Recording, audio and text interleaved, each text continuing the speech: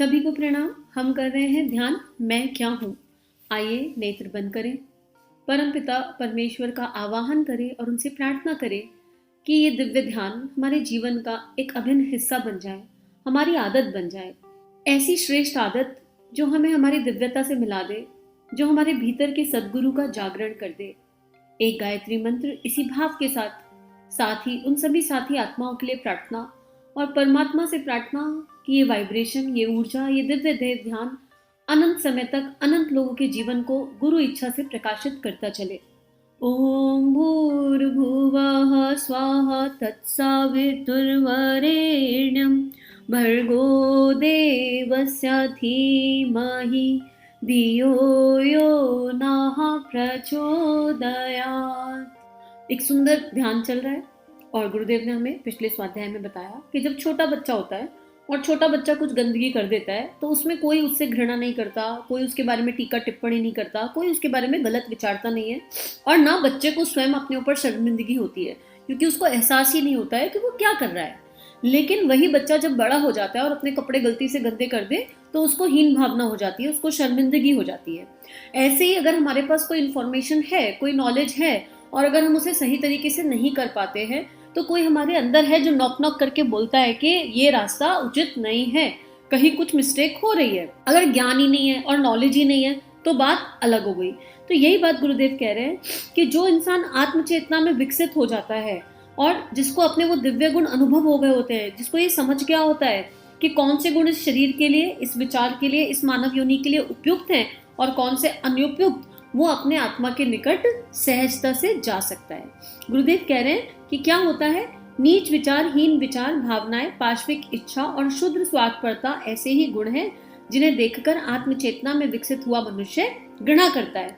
तो जीवंत है और जागृत है, उन्हें अपने अंदर की कमियां निष्पक्ष रूप से नजर आएंगी और उन कमियों के ना जाने की पीड़ा भी होगी। लेकिन बस ध्यान ये रखना है कि कोई भी पीड़ा, कोई भी गिल्ट शक्ति बन जाए, कोई भी पीड़ा मुझे डिप्रेशन या एंजाइटी में ना ले जाए, क्योंकि एक आध्यात्मिक स्तर की डिप्रेशन भी हो जाती है। आध्यात्मिक डिप्रेशन क्या होता है, ये आत्मनिर्माण के सूत्र निज जीवन से, ये 12 ऑडियो की सीरीज है, उसमें से एक सीरीज में बताया है। तो कोई भी पीड़ा अध्यात्म की राह पर भी मेरे डिप्रेशन का कारण ना बन जाए, इसका ध्यान रखना है। अब आगे गुरुदेव कह रहे हैं कि जो शरीर के लिए उपयुक्त है वो गुण कौन से हैं? उदारता, विशाल हृदय, दया, सहानुभूति, सच्चाई प्रभृति गुण ही उसके लायक ठीक वस्त्र होते हैं। बड़ा होते ही मेंढक की पूंछ जैसे सुमेध झड़ जाती है, वैसे ही दुर्गुण उससे विदा होने लगते हैं और वयोवृद्ध हाथी के दांतों की तरह सद्गुण क्रमशः बढ़ते रहते हैं। अब अगर बच्चे की एग्जाम्पल से लेके चलें तो जो छोटा बच्चा अपने कपड़ों को पहले गंदा कर रहा था, जब वो बड़ा हो जाता है तो उसको पता चल जाता है कि मेरे कपड़े अब मुझे गंदे नहीं करने, ये अनुचित है, ये करने योग्य नहीं है। तो उसको करने योग्य कर्म और ना करने योग्य कर्म का अंतर समझ में आने लगता है। ऐसे ही जब हम बड़े हो जाते हैं, बड़े मतलब शरीर से बड़े नहीं, बड़ा हुआ तो क्या हुआ, जैसे पिंड खजूर वाली कहावत की बात नहीं कर रहे, बड़े मतलब जब हमारी आत्म जागृति हो जाती है तो हमारे अंदर कोई होता है जो हमें बताता है कि कौन सा करने योग्य कर्म है और कौन सा ना करने योग्य कर्म है। हम अगर अपने आप को या सामने वाले को धोखा दे रहे हैं तो अंदर से एक नॉकिंग की आवाज आ जाती है कि देखो यहाँ पर हम स्वार्थ की यात्रा पर चल रहे हैं और हम परमार्थ को भूल गए, हम जो है दिव्यता की ओर नहीं चल रहे हैं। तो वो चेक, इसी चेक को साधना कहते हैं। जब हमारा पूरे दिन ये चेक लगने लगे कि कौन सा भाव अंदर आया जो आने योग्य था, उसको थैंक यू, यूनिवर्स को थैंक यू। लेकिन कौन सा ऐसा भाव आया जो आने योग्य नहीं था, और ना आने योग्य विचार या भाव कौन से होंगे? ना आने योग्य भाव वो होंगे जो उदारता, विशाल हृदय, दया, सहानुभूति, प्रेम, करुणा, संवेदना, सच्चाई, साहस के विपरीत होंगे। ऐसे कोई भी भावनाएं जो इनके विपरीत हैं वो ना आने योग्य है। अब अगर आ गई तो रोना नहीं है, आ गई तो उन्हें देखो, उनका मूल कारण जानो कि आप क्यों आई हो, उनसे बैठ के बात करो फेस टू फेस। भाई आप आ गई हैं तो आप क्यों आई हैं? आप जब क्यों में जाओगे तो आपको समझ में आ जाएगा कि आपकी मिथ्या आइडेंटिटी उस भावना को लेकर आई है। मान लो ईर्ष्या का भाव आया, तो ईर्ष्या किसको होती है ये देख के देख लो। आपको अपने बराबर वाले से ईर्ष्या होगी। कभी मान लो आप एक बिजनेसमैन हो, ठीक है, तो आपकी ईर्ष्या किसी बिजनेसमैन से ही हो सकती है या किसी भिखारी से कर लोगे। जो नीचे है, या किसी ऐसे बिजनेसमैन से जो आपके स्टैंडर्ड को मैच नहीं करता है, राइट, यानी कंपैरिजन बराबर वालों में, तो ईर्ष्या का भाव वहां आ रहा है। तो इसका मतलब हम अपने आप को एक बिजनेसमैन मान रहे हैं ना, हमारी आइडेंटिटी स्टक हो गई है उस बिजनेसमैन पर। हम इस बिजनेसमैन के अलावा कुछ और नहीं है, और हमको उससे कंपैरिजन करना। ईर्ष्या क्यों आ रही है? कंपैरिजन, उसकी थाली में घी ज्यादा दिखाई दे रहा है इसलिए ईर्ष्या आ रही है। लेकिन हमें अपने आप को देखना है कि हमने बिजनेस कहाँ से शुरू किया, हमने उसमें कितना एफर्ट डाला, या जो भी शक्तियां हमारे पास थी वो हमने सारी पूरी डाली, और हमने जहां से शुरू किया वहां से हम कहाँ आ गए। बस अगर हम पहले से बेटर हैं तो वी आर डूइंग गुड, हमें किसी दूसरे से कंपैरिजन करने की जरूरत ही नहीं पड़ेगी। तो ये चिंतन, इसी चिंतन को साधना कहते हैं। और जिनकी ये साधना सध जाती है वो मैं क्या हूं अनुभव अपने आप कर पाते हैं, स्वतः कर पाते हैं। बस साधना से क्या होता है? अवेयरनेस। अब मुझे दवाई लगानी है, उपासना से दवाई लगाते हैं हम जप कर रहे हैं, तो जप रूपी साबुन घिसने का मतलब है जप एक मलहम है, इष्ट का नाम एक मलहम है। अभी 1-2 दिन ऑडियो पहले बताया था ना कि कहीं पर पीड़ा हो तो उस मलहम को लगा लो, लगातार चैंटिंग करो, ठीक है, क्योंकि वो एक वाइब्रेशन है, एक यूनिवर्सल वाइब्रेशन है। उसका साइंस है, किसी और ऑडियो में बात करेंगे उसके बारे में, लेकिन वो एक मलहम है, ठीक। अब मुझे मलहम कहाँ लगाना है मुझे ये तो पता चले। तो साधना मुझे ये बताती है कि मेरी पीड़ा कहाँ है, मेरी आत्मा की पीड़ा कहाँ है। अब जब मुझे पीड़ा पता चलेगी तो उस हिस्से पर फोकस करते हुए आप जप रूपी साबुन घिसो, और आप देखो आपको अंतर मिलने लगेगा, और धीरे धीरे कॉन्शियसनेस शरीर से आत्मभाव में अपने आप स्थित होने लगेगी। ये केवल प्रैक्टिकल है, प्रैक्टिकल करके देखना पड़ेगा सब कुछ, और जितना करेंगे उतना आनंद पाएंगे। और एक बार स्वाद चख लिया तो जैसा गुरुदेव ने कहा था, पीछे जा ही नहीं सकते। जिसने स्वाद चखा वो रुका रहेगा और टिका रहेगा और चलते चलेगा। अब आगे गुरुदेव लिख रहे हैं यहाँ पर, अपने को प्रकाश केंद्र अनुभव करने के लिए तर्कों से काम ना चल सकेगा, क्योंकि हमारी तर्क बहुत ही लगड़ी और अंधी है। तर्कों के सहारे यह सिद्ध हो सकता है कि वास्तव में वही हमारा पिता है, जिसे पिताजी कहकर संबोधित करते हैं। इसलिए योगा अभ्यास के दैवी अनुष्ठान में इस अपाहिज तर्क का बहिष्कार करना पड़ता है, और धारणा, ध्यान एवं समाधि को अपनाना ही पड़ता है।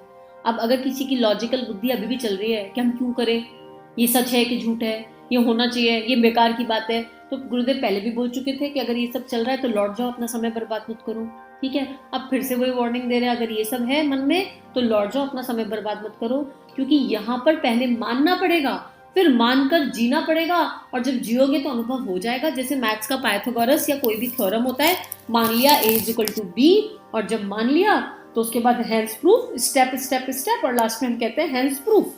तो पहले मान लो कि यही सत्य है, हम वो परमात्मा है, हमारे अंदर वो सारी दिव्यता छुपी हुई है, हम केंद्र हैं, हम सविता का प्रकाश हैं, ये मान लो। भले ही आपको अनुभव ना हो रहा हो, भले ही आपको दिखाई ना दे रहा हो, इतनी मिट्टी की परतें चढ़ी हुई हैं, कैसे दिखाई देगा?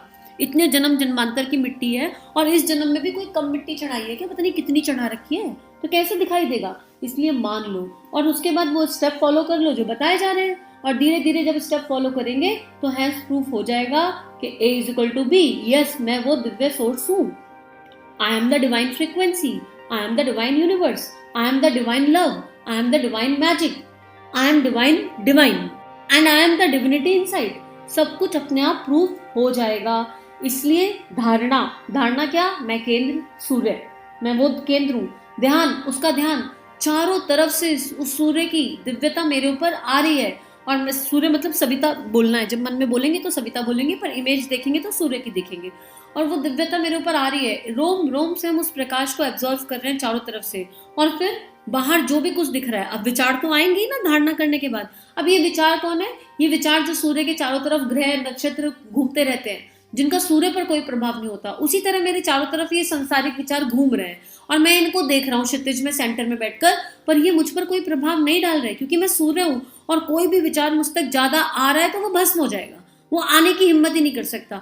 मेरा प्रकाश इतना दिव्य है, इतना तेजस्वी है कि कोई भी अनावश्यक विचार या ऊर्जा मुझ तक पहुंच ही नहीं सकती। और ये करते करते कान में कोई तो धुन लगाओगे, धीरे धीरे उस धुन की भी जरूरत नहीं पड़ेगी, और धीरे धीरे गुरु के प्रकाश में अपने आप जो है नो टाइम जोन मिलने लगेगा, समाधि लग जाएगी। नो टाइम जोन मिलना मतलब आपने 15 मिनट का ध्यान किया, और आपको आंख खुलने के बाद लगा अरे 15 मिनट कहाँ चले गए, पता नहीं चले। तो जो समय अच्छा बीता वही तो श्रेष्ठ समय है। मतलब 15 मिनट का ध्यान आपको 10 ही मिनट का लगा, इसका मतलब वो समय आपका बहुत बेस्ट बीता, और जो समय बेस्ट भी था उससे अच्छा समय क्या, अच्छा समय तो होता है जो पता नहीं चलता, जब किसी दोस्त के साथ होते हैं, गप्पे मार रहे होते हैं, पूरा टाइम निकल जाता है और बाद में कहते हैं अरे सुबह से शाम हो गई, पता ही नहीं चला, यानी वो समय अच्छा था। लेकिन जिनको पसंद नहीं करते और जो बिल्कुल भी अच्छे नहीं लगते मन को, उनके साथ जब टाइम बिताना पड़ता है 15-20 मिनट भी, तो भारी लगने लगता है, अरे ये कब जाएंगे, अरे इनसे कब छुटकारा मिलेगा, है ना। चित्त की प्रवृत्ति ऐसी। तो जब ध्यान में ऐसा होने लगे कि नो टाइम जोन आ गया, 20 मिनट का ध्यान लगाया और आंख खुली तो लगा 5 ही मिनट हुए थे, तो समझ जाओ ध्यान में मन लग रहा है, कोई है अंदर जिसको प्रकाश प्राप्त हो रहा है, कोई है अंदर जिसको सुकून प्राप्त हो रहा है। तो अब यहाँ से आगे बढ़ने से पहले फिर से वही बात है कि अगर अभी भी किसी की तार्किक बुद्धि आ रही है सामने और कह रही है ये बेकार है, ये सब नहीं करना है, ऐसा वैसा, तो भैया अभी चिंतन कर लो, सारे ऑडियो दोबारा सुन लो, और नहीं तो यू टर्न ले लो, कोई और किताब आपके लिए बनी होगी उसको सुन लो। लेकिन यहाँ पर सुनने से काम नहीं चलेगा, यहाँ तो करना पड़ेगा। ये यात्रा सुनने की नहीं है, ये अनुभव अनुभूति की यात्रा है। और हम बड़े कृपालु हैं वो परमात्मा कि हमको इस अनुभव अनुभूति तक हाथ पकड़ कर ले जा रहे हैं। अगर अब छोड़ दो, बस उन्होंने हाथ पकड़ लिया, अब ये मान लो कि कोई शक्ति है जिसने मेरा हाथ पकड़ लिया है और जो मुझे खींचकर वहां तक ले ही जाएगी। तो आज के लिए इतना ही स्वाध्याय। आप लोगों को बहुत सारा थैंक यू, कितना ही थैंक यू बताऊं, नहीं बता सकती, एक्सप्रेस ही नहीं कर सकती, क्योंकि जब ये स्वाध्याय हम इतने सारे लोगों के बीच में बैठ के करते हैं ना, तो जो अंदर नहीं भी होता ना, वो भी वो डिवाइन एनर्जी बुलवाती है। और कई बार मैं चौंक जाती हूँ कि ये क्या बुल रहा है, फिर मैं चुप हो जाती हूँ कि कोई है जो मेरी मदद कर रहा है, कोई है जो हम सबको हाथ पकड़ के वहां ले जा रहा है, और उस कोई को बहुत बहुत आभार है। और वो कोई और कोई नहीं है, गुरु तत्व है, गुरु शक्ति है, परमात्मा का प्रेम है, परमात्मा का प्रकाश है। सभी को बहुत बहुत आभार, सभी को नमन वंदन।